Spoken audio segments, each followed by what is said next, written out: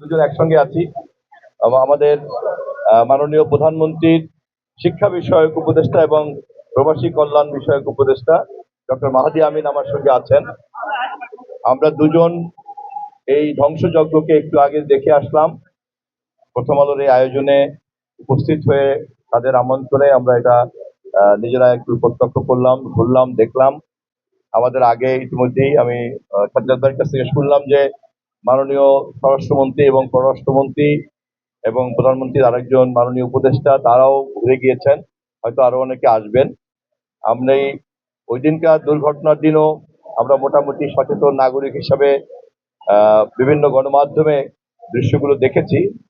তো ভিতর থেকে একদম কাছের থেকে ধ্বংসযজ্ঞ দেখার পরে এই ধ্বংসযজ্ঞটার নেপথ্যে যে একটা সভ্যতা বিরোধী চিন্তা কাজ করেছে সেটা আরো বেরিয়ে পড়েছে। এবং এই ধ্বংসযজ্ঞের ধরন দেখে যেটা মনে হয় যে যেমন বিভিন্ন দামি জিনিসপত্র লুটপাট হয়েছে, তার মানে ধ্বংসযজ্ঞের সঙ্গে কিন্তু একদল অপরাধীরাও জড়িত ছিল। মাননীয় স্বরাষ্ট্রমন্ত্রী নিজেও দেখে গিয়েছেন, দেখার পরে উনি, আমি শুনেছি যে মন্তব্য করেছেন যাতে যথাযথভাবে তদন্ত হয় এবং এই ধরনের অপশক্তি যাতে সমাজে প্রশ্রয় না পায়, রাষ্ট্র এবং সরকার এ বিষয়ে গভীরভাবে সচেতন থাকবে এবং বিভিন্ন পদক্ষেপ গ্রহণ করবে। একটা জিনিস কিন্তু প্রমাণিত, যে ঘটনা যখন ঘটেছে তখন কিন্তু ব্যালটের কোনো সরকার ছিল না বা জনগণের ম্যান্ডেট প্রাপ্ত কোনো সরকার ছিল না।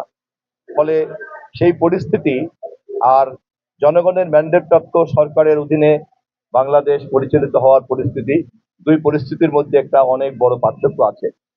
এবং জনগণের কাছে জনাব তারেক রহমানের সরকার যখন ভোট চেয়েছে তখন কিন্তু যে প্রতিশ্রুতির বিনিময়ে আমরা ম্যান্ডেট পেয়েছি, ভোট পেয়েছি, তার মধ্যে এটাও একটা প্রতিশ্রুতি যে আমরা প্রতিহিংসামূলক একটা বাংলাদেশ গড়ব।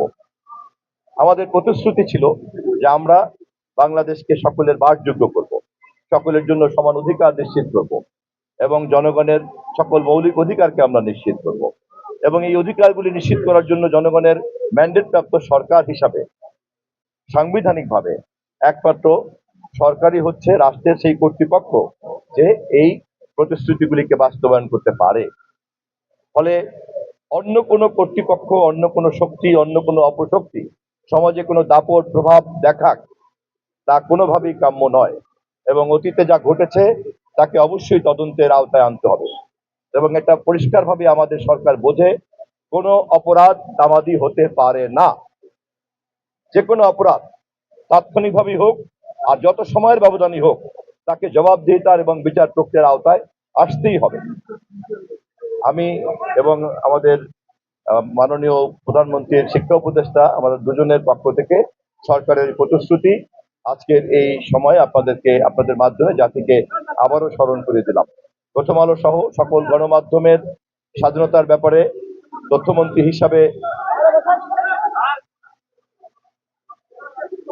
হিসাবে আমরা আমাদের তৎপরতা ইতিমধ্যেই শুরু করেছি। আমরা আপনাদের সহযোগিতা চাই এবং যে কোনো গণমাধ্যমের উপরে যে কোনো ধরনের আক্রমণকেই আমরা সভ্যতার উপরে আক্রমণ হিসেবে বিবেচনা করি। সবাইকে ধন্যবাদ।